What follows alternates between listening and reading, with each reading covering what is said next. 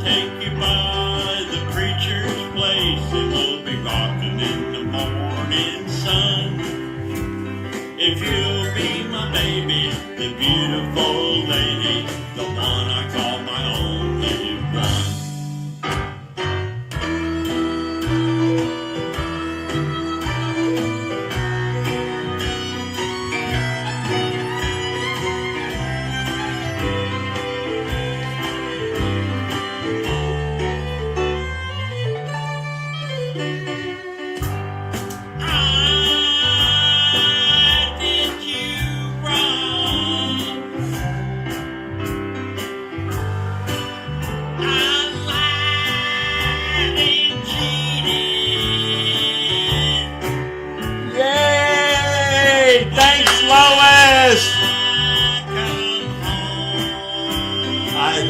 I'm gonna have fun now. Lois is listening.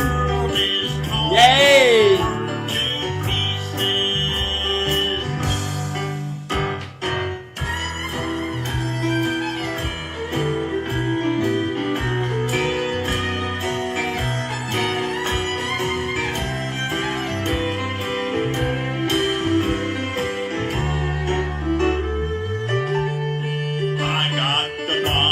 We're going to have a really big show tonight. We got ENRON's back in business. You know, the destroyer of worlds, ENRON, that fraudulent, deceiving company. Yeah. And 1,000 mice. What would you do with them? I don't know. Not much, I guess. You can't do, but do you kill them all? No. Not in tonight's report. We also got a story about a runaway car. And you got that class. Yeah, we have a romance that could last. We'll sing together, side by side, my true love, my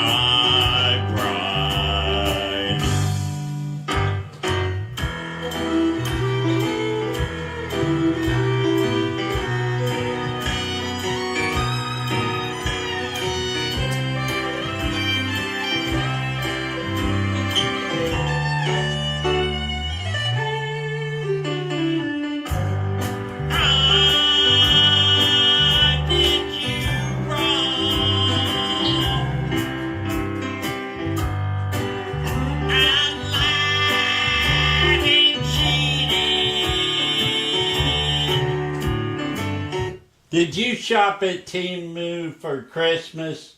Well, we got a special report tonight all about Temu, and how they sell $15 to $35 items like crazy.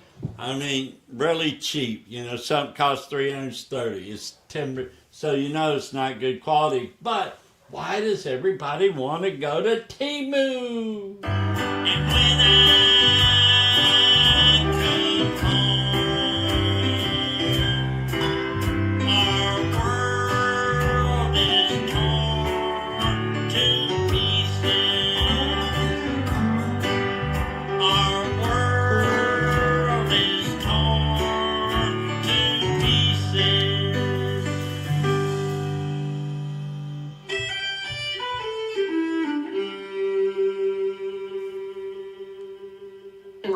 Okay, you guys remember Enron, right? Yeah, nobody went to prison but like one guy, and it wasn't the real crooks. Yeah, all the big shots. There's many documentaries on it. I mean, it's crazy. Well, they're back in business. I don't know why, but they are. Let's check it out. Once one of the largest energy companies in the U.S. has become a punchline since it famously collapsed amid inflated profits and corporate fraud in 2001. Now, social media posts, a revamped website, and a slick promotional video suggest the infamous company is making a comeback. We are ENRON. So, is ENRON really back? Using these sources, here's what we can verify about the company's return to the internet. The video being shared online was published on December 2nd by a company calling itself Enron Corporation. The new company issued a press release announcing a relaunch with the goal of, quote, solving the global energy crisis. It also introduced an elaborate new website, including a merch store. But a disclaimer on the site's terms of service page reveals it is a parody and represents performance art for entertainment purposes only. Using the Wayback Machine, an internet archive tool, Verify confirmed that in January of 2024, the website domain enron.com was available for purchase, and that the last time the URL actually represented the bankrupt energy giant was in 2007. Verify reached out to Enron, and Will Chabot, the new company's spokesperson, would not confirm or deny if the new company was a parody, but hinted that the company would soon make a big announcement in the energy space. According to records provided by Chabot, the new company's articles of incorporation were filed in Delaware on February 28, 2024, by Connor Gatos, the co-founder of satirical conspiracy group Birds Aren't Real. Gatos also purchased the Enron trademark in 2020. With your Verify, I'm Ariane Till. Wow! Okay, I guess it's all just BS. This week we had an unusual circumstance. A gentleman came in and... Okay, if it is BS, is that cruel to the people who lost their homes, their lives, their livelihood, their marriages, their kids' college? Everything got destroyed. Like thousands of people lost their homes. People got approved for loans that they never should have got. I mean, that was all a part of that happening at the same time. Enron was the energy people. Remember, in California, they were the ones shutting down the electricity so the price would go up. What criminals! And they were doing illegal trading. Yeah, they were betting against themselves. They let their business fail because they bought shorts on it, cashed into shorts, made tons of money. These were criminals. So is it funny that somebody wants to parody Enron? Comment below. Is this funny or is this cruel and unusual? Let's get on with this show. We got 1,000 mice told us here. that he needed to surrender 1,000 mice. some mice. We received the first 3 containers and there were about 75 mice. Over the next 3 days, we received almost 500 mice. And what I've learned so far this morning is that we probably have close to another 500 on their way in today. A female that's, say, 6 months old could have 10 to 14 perhaps. Like you can only imagine, out of 500 mice, 50% of them are female. Wow. It's an enormous problem. This is something that got out of control. This is out of control. We've always had small rodents as pets, rats, mice, hamsters, the whole nine. So I just figured I could help out. We have all the setup and everything I need at home already. So I figured, what the hell? What the hell? If they're friendly, What like the to be hell? handled, but carefully, and they're just fun to watch. So even though these are mice and they're little, you've got to have bowls for each of them. You've got to have food for them and bedding, is a consumable. It goes quickly, so does feed. To take in a volume of 450 mice in a week is crippling, really. Wow. Okay, I don't know. Does anybody have the thought, they sell mouse traps and rat poison and all this? Does anybody have the thought that there's a possibility they should sell these to somebody that eats them, like a zoo or somewhere that has a bunch of snakes, or cats, like the pound where there's a bunch of cats, so we give them to the cats and let the cats just eat the hell out of them. Save a lot of money. I mean, isn't that what they normally go and eat? I don't know. Comment below. What do we do with 1,000 mice? They're like taking care of them like they're all their children or something. I don't really know what's going on there.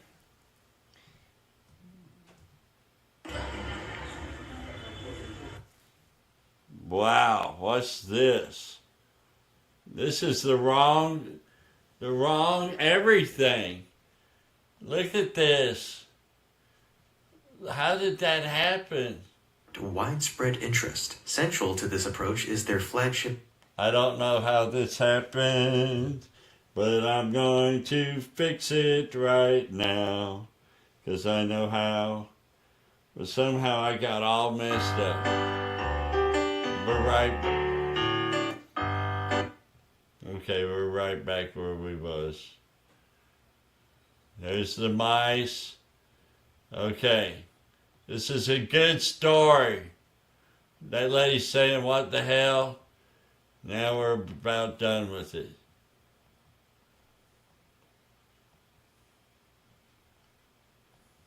Good grief. How long? Okay, we had technical difficulties here at Interesting World Studios in Gulf Breeze, Florida. We actually had a technical difficulty, and we're going on with it right now. Chat it up, folks. Here we go.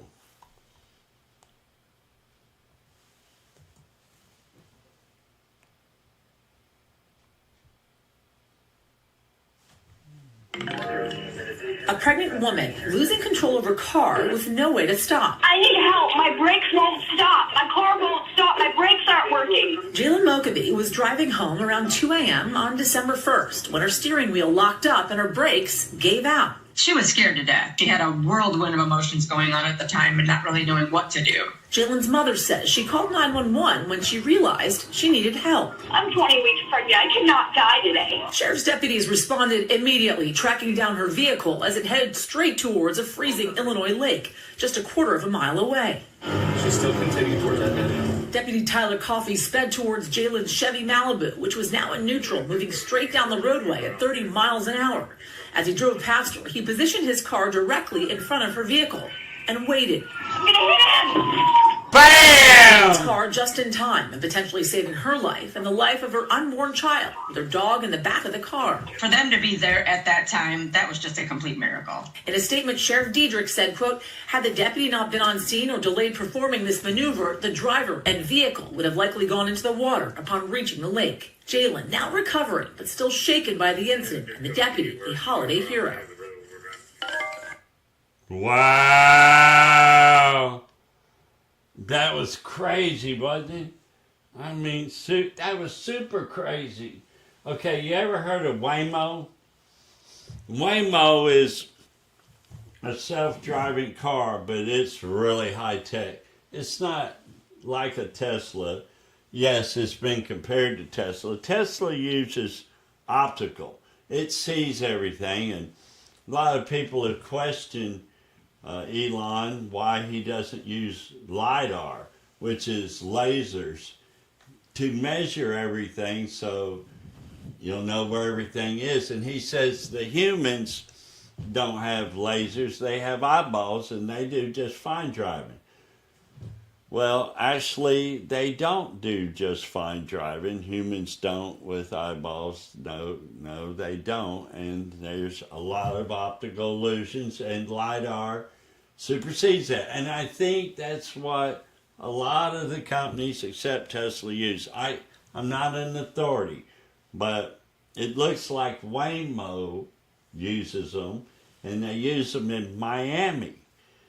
And they're about to, right now, you go to Miami, you can get you a Waymo. And they got a deal with Uber. So when you call your Uber, Uber's going to maintain them, take care of them. It's a big business deal. Uber's in this all the way, so it's too late. And until they prove themselves in Miami that nobody dies, then they're going to be somebody in the car. They're going to pay for somebody to be in the car when you call an Uber. Okay? But they will quickly supersede that and get rid of the driver. Why? We're about to find out. Now remember, when this video was made, it was 1 year ago. And everything they've done since then has made it better. So now they're actually going back to Miami right now as I speak and setting up Waymo.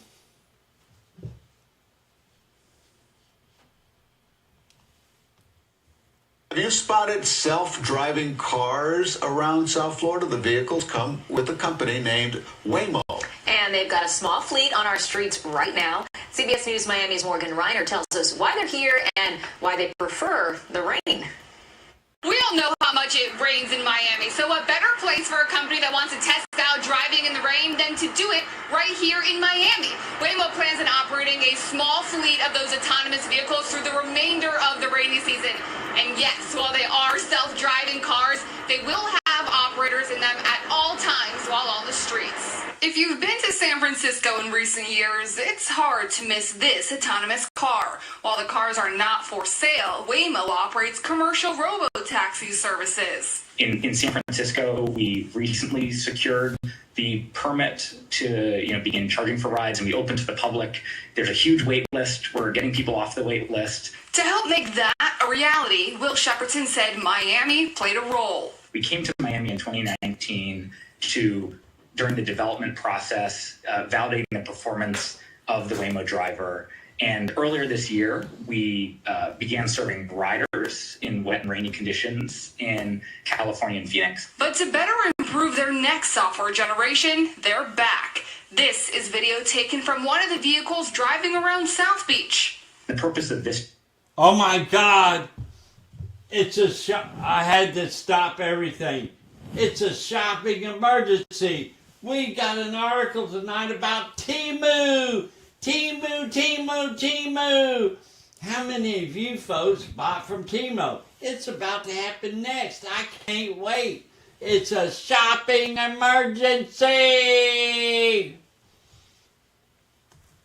Is to improve our understanding of the rain conditions that you get in Miami and in Florida, so that we can operate the Waymo driver and bring it to more people in more places. Does more places include Miami? We have no plans to share today, but we encourage you and anyone else who travel to Phoenix or San Francisco to check out Waymo One. So are these autonomous vehicles safe? Well, there is a report from data collected in 2021 from the U.S. Department of Transportation that shows that Waymo was involved in 62 crashes. Now, after Waymo started doing that paid rideshare program in San Francisco and Phoenix, during the first 1 million miles driven, there were only 2 crashes that met the guidelines to report it to the federal government, and both of those did not involve any injuries. In Miami, Morgan Reiner, CBS News, Miami. Wow. CBS News in Miami. Temu taking America by storm with millions of products for a fraction of retail prices. Experts predict it, baby. You guys like Temu? Now let's chat it up. Tell me. Have you shopped at Temu this year? Come on, tell the truth. $35 instead of $300. But do you really expect it to be high quality? Well, we're about to find out tonight here at Interesting World Studios. Wow. 1 in 5 purchases this holiday season will be made on Chinese shopping apps like Temu. Tempted by $29 running shoes or a $14 smartwatch? My NBC News colleagues and I tried 6 different products. The total brand name retail price for all these items, more than $1,000. The price we paid for Temu versions, $180. This is the Oura Ring, and this is the Smart Ring. Makeup artist Madison Bermudez wakes up at 4:30 every morning, so she spent $300 on the Oura Ring to track her sleep, exercise, and health. She compared it with the $16 version from Temu, which included basic step and sleep tracking. It is consistent with the Oura Ring data. It's not telling you as much as the Oura Ring is telling you, but it gets some of those basic numbers done. We didn't get the same reaction from associate producer Caroline Joyce, who tried Temu's $14 smartwatch. The product was very glitchy, there were tons of ads, and my step count was over 5,000 off. These $29 running shoes look a lot like Saucony's $275 Endorphin Elite shoes. Correspondent Brian Chung laced up and took them for a 5K run. And the sole is so stiff and you really want a lot more cushion in a running shoe. If you're doing longer distances or maybe even training for a race, I would not recommend these. I gave the Juicer a spin. At $34, it's comparable to a $60 one.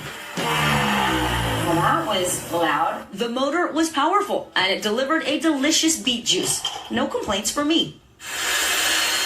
Next, a $29 hair tool, similar to the $570 Dyson Airwrap.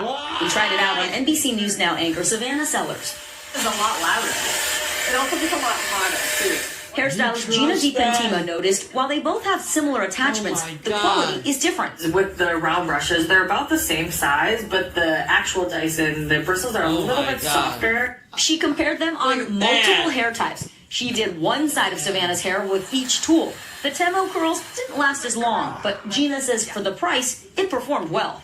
It's been about half an hour, and my director just said one side is looking 70s and one side is looking 80s. Finally, our biggest investment, the espresso machine at $63. Producer Chloe Leung says it took her several attempts to get the machine to work.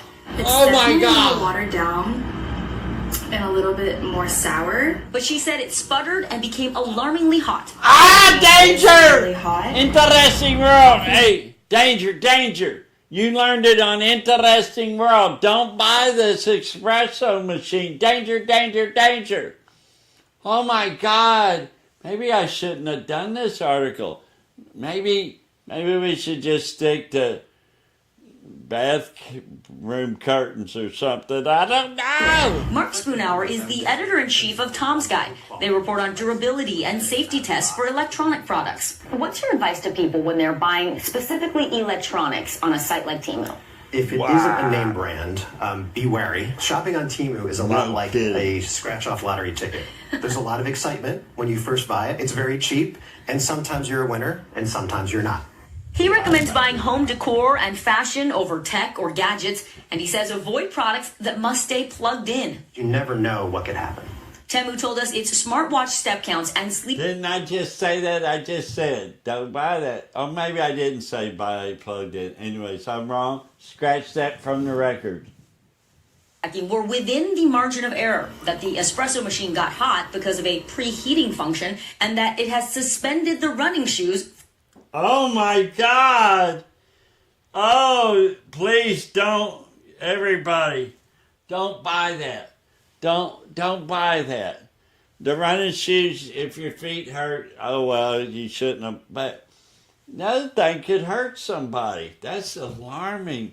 The coffee machine was exploding and catching on fire, looking terrible. I don't know what's going on with that. Sale.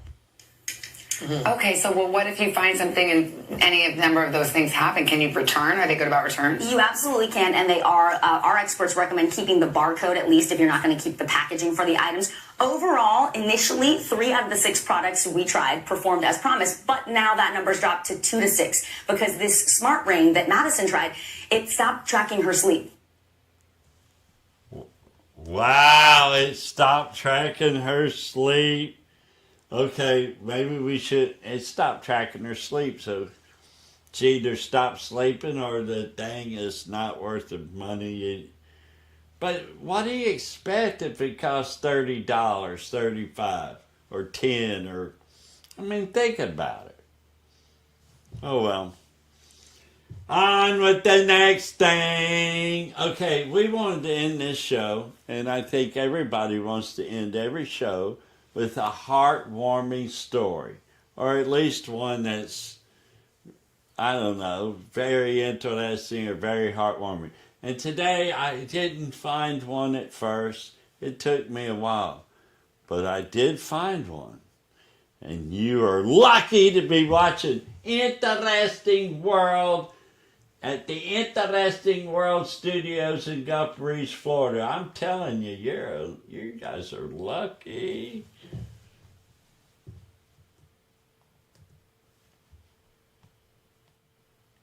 A remarkable story of survival. A 20-year-old hiker who was missing for nearly 6 weeks in the Canadian Rocky Mountains is alive and recovering in a hospital. We get details from CBS's Tom Hansen.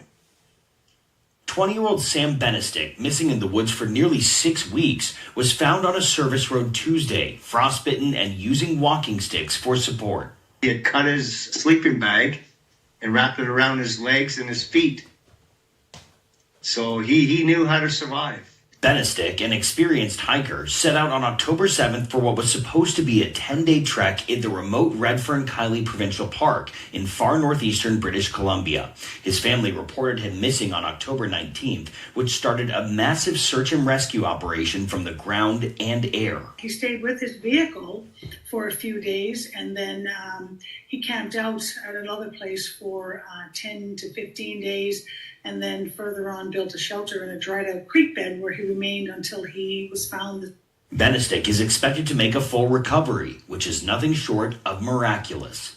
Tom Hansen, CBS News, New York. Wow. That was great and heartwarming. He's going to live 50 days. You think that's long? 50 days. And what about Temu? I still can't. I mean, if you don't pay retail for something or for the name brand, we don't even like the good, real stuff, let alone the fakey stuff. But apparently, people do because it's fun to shop. Fun, fun, fun. And that's what it's all about, having fun. Especially here at Interesting World. Yeah. Okay. Let's see what else is up here.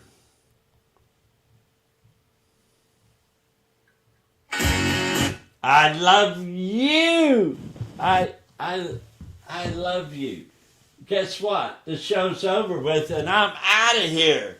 And because I love you so much. Before I used to could get real close to the camera. Oh, I can. Watch this. I got technology on my side. Look. I love you. I love you very, very, very, very, very much. Thank you for watching Interesting World at Interesting World Studios in Gulf Breeze, Florida. We had a great time. I mean, this place was a blast. I couldn't have any more fun than we're having here. It's great. What is going on over here?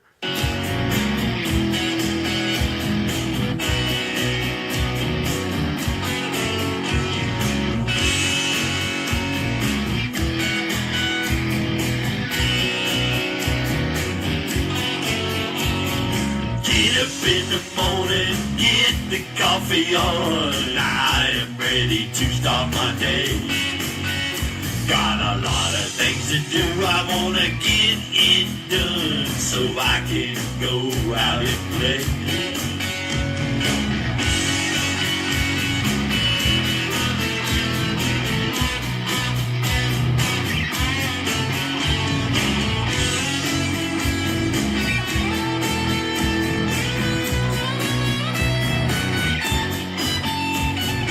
Keep on moving all day long. Keep on moving till you get it done. Everybody's waiting for me at the camp, and I am ready to go. Get up in the morning, get the coffee on. I am ready to start my day. Lot of things to do, I wanna get it done so I can go out and play.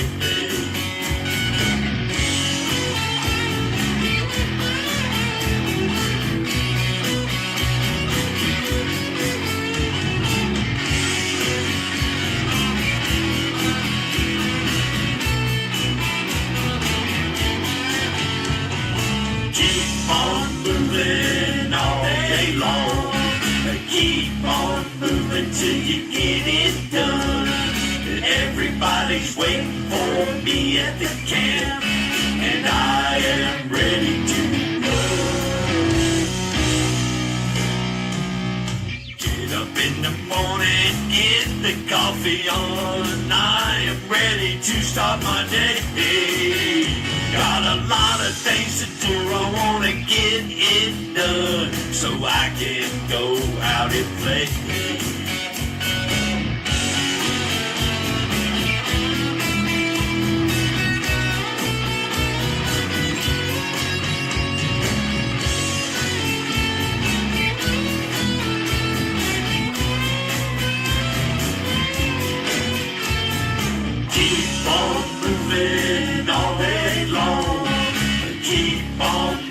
moving till you get it done. Everybody's waiting on me at the camp, and I am ready to go. Get up in the morning, get the coffee on, 'cause I am ready to start my day. Got a lot of things to do, I wanna get it done, so I can go out and play. Keep on moving all day long, keep on moving till you get it done. Everybody's waiting for me at the camp,